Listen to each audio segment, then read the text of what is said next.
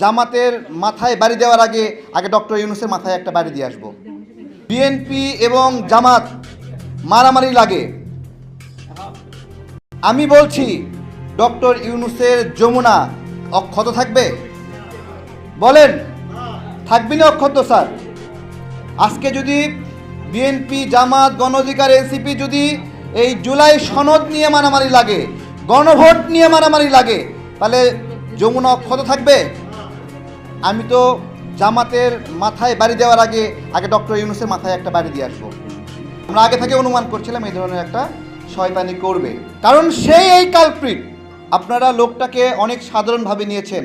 আমি 8 আগস্ট যেদিন দায়িত্ব নিয়েছেন সেদিন থেকে যখন কমেন্টে আসছিল 5 বছর ক্ষমতায় দেখতে চাই, 10 বছর ক্ষমতা দেখতে চাই, এই লেখাটা যখন লিখছিল তখন আমি বলেছিলাম রাজনীতি করতে মন চাই, উপদেষ্টার পদ থেকে সরে গিয়ে এই দায়িত্ব আপনি নেবেন না, রাজনৈতিক দল বানায় আপনি রাজনীতি করেন। ভিডিওটি সকলে লাইক শেয়ার দিতে বলবেন না। এরকম আর নিত্য নতুন ভিডিও পেতে চাইলে অবশ্যই আমাদের চ্যানেলটিকে সাবস্ক্রাইব করতে বলবেন না। আমি বলেছিলাম, তখন আমাকে সবাই গালি দিয়েছিল, আমাকে জাতীয়বাদী দলের বড় ভাইরাও বলছিল আস্তে তারেক, আস্তে আস্তে, ঠিক আছে, এত তাড়াতাড়ি বইলো না। কিন্তু আমাদের তখন থেকে সতর্ক থাকা উচিত ছিল। তখন থেকে আমরা সতর্ক না থাকার ফলে আজকে কতগুলো গার্মেন্টস বন্ধ হয়ে গেছে, 18 লক্ষ নারী কর্মহীন হয়েছে, 27 লক্ষ নাগরিক কর্মহীন হয়েছে। এর দায় কার? এখন কি বিএনপি দায়িত্ব পালন করছে? এখন আওয়ামী লীগ দায়িত্ব পালন করছে?